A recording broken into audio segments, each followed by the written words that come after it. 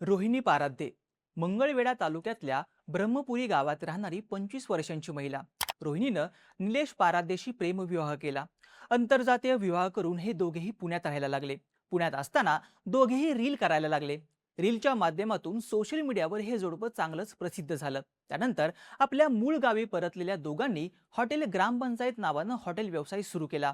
हॉटेलमधील रोजच्या खेळीमेळीच्या वातावरणातील रील बनवून रोहिणी आणि निलेश दोघंही प्रसिद्ध झाले आणि त्यांचं हॉटेलही यशाच्या शिखरावर जाऊन पोहोचलं. सोशल मीडियावरच्या या प्रसिद्धीमुळे त्यांच्या हॉटेलमध्ये सोलापूर आणि आजूबाजूच्या जिल्ह्यातून लोक यायचे. रील्स आणि हॉटेल ग्रामपंचायतच्या चविष्ट जेवणामुळे रोहिणी निलेशची जोडी थोड्याच वेळात चांगलीच फेमस झाली. पण 26 मेला रोहिणीबद्दल एक धक्कादायक बातमी समोर आली. ज्या हॉटेलमुळे ती सोलापूर जिल्ह्यात प्रसिद्ध झाली होती, त्याच हॉटेल ग्रामपंचायतच्या किचनमध्ये तिनं स्वतःला संपवलं. लोकांनी हॉटेल ग्रामपंचायत समोर मोठी गर्दी केली.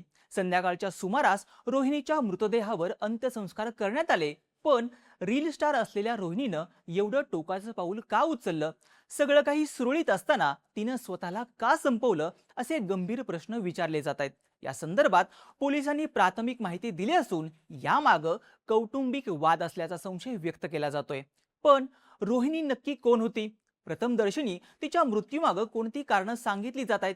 पाहुयात या व्हिडिओमधून. नमस्कार, मी ओंकार आणि तुम्ही पाहताय बोलभिडू. सोलापूरच्या मंगळवेढा तालुक्यातलं ब्रह्मपुरी गाव इथला निलेश पाराध्ये हा स्थानिक पत्रकार म्हणून काम करायचा. सोशल मीडियाच्या माध्यमातून परिसरातल्या बातम्या लोकांपर्यंत पोहोचवायचा. साधारणपणे 4 ते 5 वर्षांआधी त्यानं गावातच राहणाऱ्या रोहिणी सोबत प्रेमविवाह केला. मग लग्न झाल्यापासून दोघंही जोडीनं व्हिडिओ बनवायला लागले.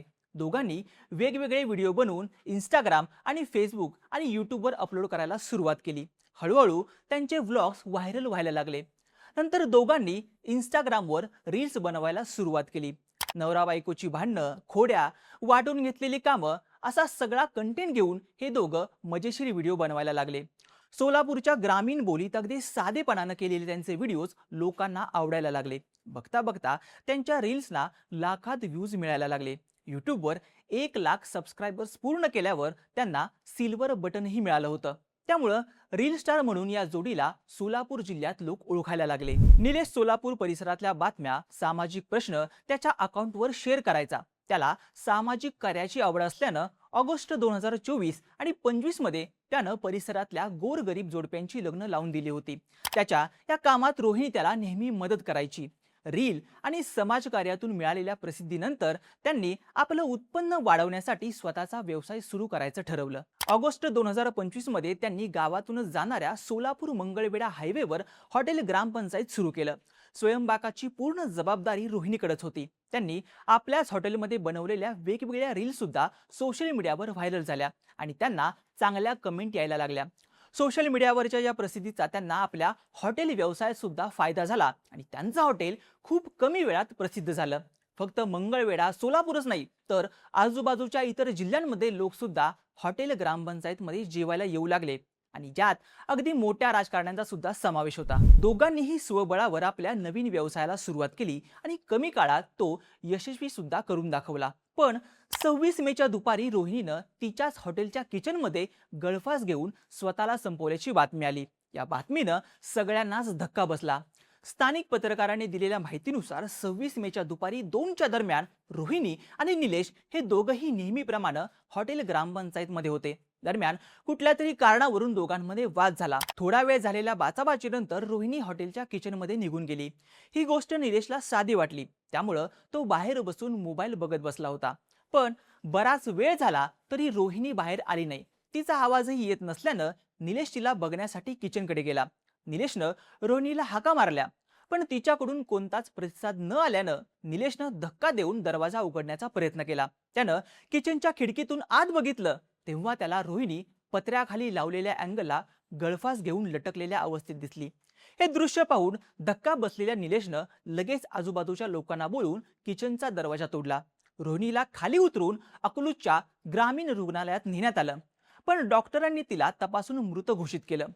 2 दिवसांआधीच निलेशनं अपलोड केलेल्या व्हिडिओमध्ये ती अगदी आनंदात असल्याचं दिसत होतं. मग अचानक तिनं हे पाऊल का उचललं असा प्रश्न आता उपस्थित होत आहे. या सगळ्या संदर्भात रोहिणीचे सासरे विलास पारादे यांनी माध्यमांना प्रतिक्रिया दिली की रोहिणीला असं पाऊल उचलायला अचानक काय झालं हेच कळेना.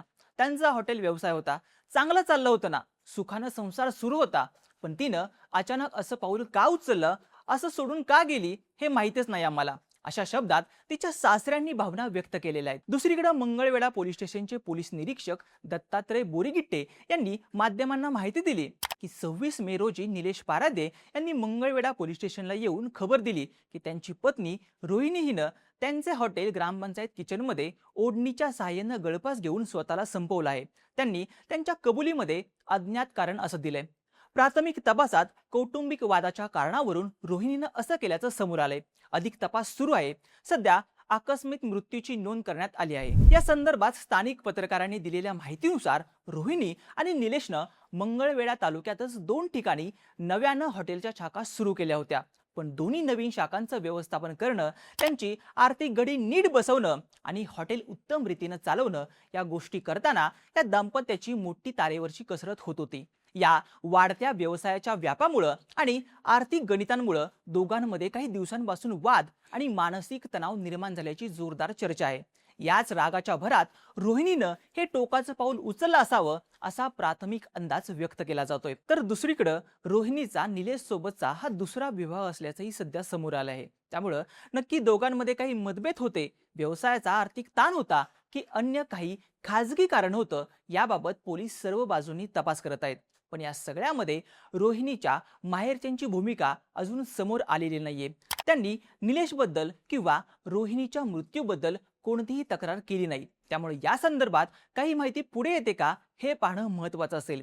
थोडक्यात प्रथमदर्शनी आर्थिक ताणतणाव किंवा कौटुंबिक कलहातून रोहिणीनं स्वतःला संपवल्याचा टोकाचा निर्णय घेतला असावा असा अंदाज सध्या पोलिसांकडून आणि स्थानिकांकडून व्यक्त केला जातोय.